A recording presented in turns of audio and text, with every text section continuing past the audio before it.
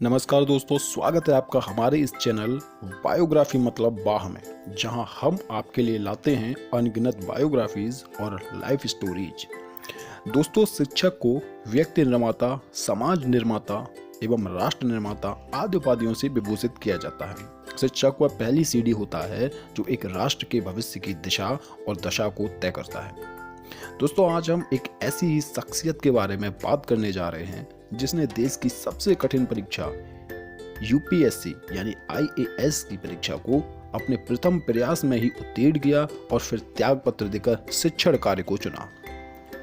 उन्होंने हिंदी साहित्य विषय से तमाम आईएएस आईपीएस अफसर पैदा किए। उनके अध्यापन के अंदाज की दुनिया दीवानी है। दोस्तों, आज हम बात करने वाले हैं दृष्टि द विजन संस्थान के संस्थापक डॉक्टर विकास दिव्यकीर्ति सर की।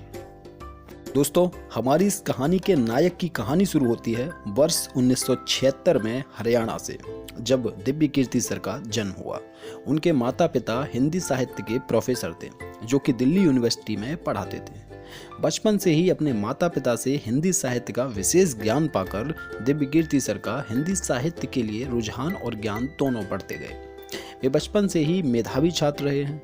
वे हमेशा क्लास के टॉपर्स में से एक होते थे। उन्होंने अपनी प्रारंभिक शिक्षा सरस्वती शिशु मंदिर से कंप्लीट की। तत्पश्चात उन्होंने उच्च शिक्षा हेतु दिल्ली विश्वविद्यालय में दाखिला लिया, जहां से उन्होंने इतिहास विषय से बीए किया। इसके बाद उन्होंने इतिहास को बदलकर हिंदी साहित्य से एमए, एमफिल और पीएचडी पूरी की। उन्होंने सोशियोलॉजी से भी एमए की उपाधि प्राप्त की। उन्होंने लॉ की भी पढ़ाई की, जिसमें उन्होंने एलएलबी किया है। विकास दिव्यकीर्ति सर यूजीसी नेट भी क्वालिफाई कर चुके हैं। उन्होंने अपने कैरियर की शुरुआत दिल्ली यूनिवर्सिटी में बतौर अध्यापक की, जहां उन्होंने 1 वर्ष तक पढ़ाया।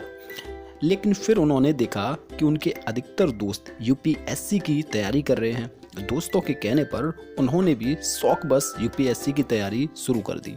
वर्ष 1996 में उन्होंने पहली बार परीक्षा दी और मात्र 21 वर्ष की उम्र में अपने पहले ही प्रयास में उन्होंने भारत की सबसे कठिन परीक्षा पास कर सबको चकित कर दिया।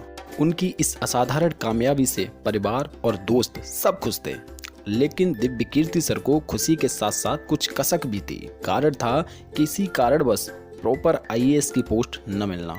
उन्हें गृह मंत्रालय में नियुक्ति मिली, लेकिन उनका मन नहीं कर रहा था कि वे नौकरी ज्वाइन करें। इसीलिए उन्होंने एक दिन लेट ज्वाइन किया और अपने मन की जो बात थी वो अपने कुछ दोस्तों के साथ शेयर की। इन्हीं दोस्तों में से एक यूपीएससी में सेलेक्टेड दोस्त था, जिसने यह बात दिव्यकीर्ति सर के घर में बता दी और ये कह दिया कि इतनी शानदार नौकरी छोड़ दी है। बस फिर क्या था, उनके घर वाले आग बबूला हो गए। दिव्यकीर्ति सर को बहुत समझाया गया और अपने निर्णय पर एक बार फिर विचार करने के लिए बाध्य किया गया। दिव्यकीर्ति सर समझ गए कि फिलहाल ज्वाइन करना ही सबसे उचित रास्ता रहेगा। आखिरकार उन्होंने नौकरी ज्वाइन कर ली, लेकिन इस शपथ के साथ कि वे सिर्फ 6 महीने के अंदर हर हाल में रिजाइन देकर रहेंगे, और वे ऐसा करने में सफल रहे। उन्होंने 6 महीने के अंदर पूरे परिवार को कन्विंस कर लिया और उन्होंने लगभग 1 साल की सर्विस के बाद नौकरी से त्याग पत्र दे दिया और पुनः शिक्षण कार्य की ओर लौटने का मन बनाया। आईएएस की नौकरी छोड़ने के बाद उनका पूरा फोकस शिक्षण कार्य पर ही था, क्योंकि वो यह उन्हें सुकून देता था, दिल लगता था उनका यहाँ। हालांकि वह पहले से ही दिल्ली यूनिवर्सिटी में पढ़ा रहे थे, लेकिन देखा देखी यूपीएससी की तरफ चले गए। वह आईएएस की जॉब से रिजाइन देकर अगले दिन ही दिल्ली यूनिवर्सिटी में इंटरव्यू के लिए जा पहुंचे, लेकिन वहां उनसे रिलीविंग लेटर मांगा गया, जिसके बारे में विकास दिव्यकीर्ति सर को जानकारी ही नहीं थी कि ऐसी भी कोई चीज होती है। अब उन्होंने रिलीविंग लेटर के लिए गृह मंत्रालय संपर्क किया, लेकिन उन्होंने धीरे धीरे करके पूरे 20 महीने लगा दिए। इन 20 महीनों की बेरोजगारी का जो परिणाम निकला वह भविष्य के लिए बहुत ही सुखद रहा। यह परिणाम था दृष्टि आईएएस इंस्टीट्यूट की स्थापना। विकास दिव्यकीर्ति सर ने वर्ष 1999 में इस संस्थान की स्थापना की। आज इस संस्थान का एक अपना अलग ही रुतबा है। इस संस्थान ने शुरू से ही हिंदी माध्यम के छात्रों पर फोकस किया, जबकि अधिकतर अन्य संस्थान अंग्रेजी माध्यम पर पकड़ बना रहे थे। इस बीच वर्ष 2003 में विकास सर ने एक बार फिर यूपीएससी ट्राई किया। वे फिर सेलेक्ट हो गए, लेकिन फिर से किसी कारणवश प्रॉपर आईएएस की पोस्ट नहीं मिली। अब उन्होंने अपना पूरा फोकस दृष्टि संस्थान पर करना शुरू कर दिया।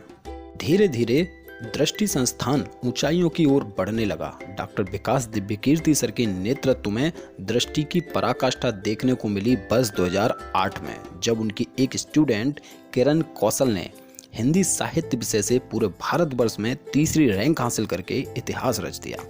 न सिर्फ उस समय बल्कि आज भी यह किसी हिंदी माध्यम के छात्र का सर्वोत्तम प्रदर्शन है। वर्ष 2014 में सीसैट को लेकर छात्रों के देशव्यापी आंदोलन को भी दिव्यकीर्ति सर ने पूरा समर्थन दिया। कई बार उन्हें समाचार चैनलों पर छात्र हित में डिबेट करते देखा गया। दिल्ली के टॉप टैक्स पेयर इंस्टीट्यूट्स की श्रेणी में दृष्टि टॉप 5 में स्थान रखती है। आज दृष्टि 600 से अधिक परिवारों का खर्च चला रहा है। दृष्टि के 2 यूट्यूब चैनल हैं जिन पर मिलियंस सब्सक्राइबर्स हैं, जहां दिव्यकीर्ति सर एवं उनकी टीम फ्री में छात्रों के लिए वीडियो लेक्चर प्रोवाइड करते हैं। दिव्यकीर्ति सर हमेशा समाज के लिए बढ़ चढ़कर कुछ न कुछ करते रहते हैं। जैसे वैश्विक कोरोना महामारी के दौरान उन्होंने 51 लाख रुपए दान दिए। दोस्तों, आपको ये जानकर हैरानी होगी कि हिंदी साहित्य से सफल होने वाले छात्रों में अधिकतर दृष्टि के ही छात्र होते हैं। दिव्यकीर्ति सर की विशेष रुचि जिन विषयों में रही वे थे हिंदी साहित्य, राज्य व्यवस्था, एथिक्स और समसामयिकी। दिव्यकीर्ति सर को पीएचडी के दौरान अपनी एक सहपाठी तरुणा वर्मा से प्यार हुआ था, जिनसे उन्होंने 1998 में शादी कर ली। तरुणा वर्मा ही वर्तमान में दृष्टि की डायरेक्टर हैं। उनके एक बेटा भी है जिसका नाम सात्विक दिव्यकीर्ति है। वर्तमान में दिव्यकीर्ति सर की उम्र लगभग 45 वर्ष है और उनकी कमाई का मुख्य जरिया टीचिंग ही है। दोस्तों, विकास दिव्यकीर्ति सर के पढ़ाने का जो तरीका है वो एकदम बेमिसाल है। उनके अथाह गंभीर ज्ञान के सागर के बीच में जो चुटीली लहरें देखने को मिलती हैं ना, वह संजीवनी की तरह होती हैं। दोस्तों, अगर आप यूपीएससी एस्पिरेंट्स हैं और दिव्यकीर्ति सर के बारे में नहीं जानते हैं तो मुझे आपकी गंभीरता पर संदेह है। आज दिव्यकीर्ति सर सोशल मीडिया पर एक ब्रांड है जिनकी एक झलक भी मिलियंस व्यूज बटोरती है।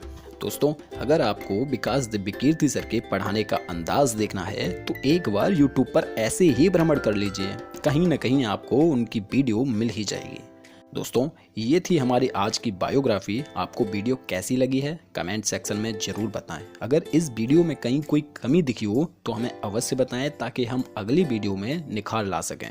दोस्तों, अगर यह वीडियो आपको पसंद आई है तो वीडियो को लाइक करें, शेयर करें और चैनल को अगर अभी तक सब्सक्राइब नहीं किया है तो सब्सक्राइब करके बेल आइकन को प्रेस कर दें ताकि हमारी प्रत्येक नई वीडियो का नोटिफिकेशन आप तक सबसे पहले पहुंचे। हमारी इस वीडियो को अपना अमूल्य समय देने के लिए बहुत बहुत धन्यवाद। मिलते हैं अगली वीडियो में। Bye bye.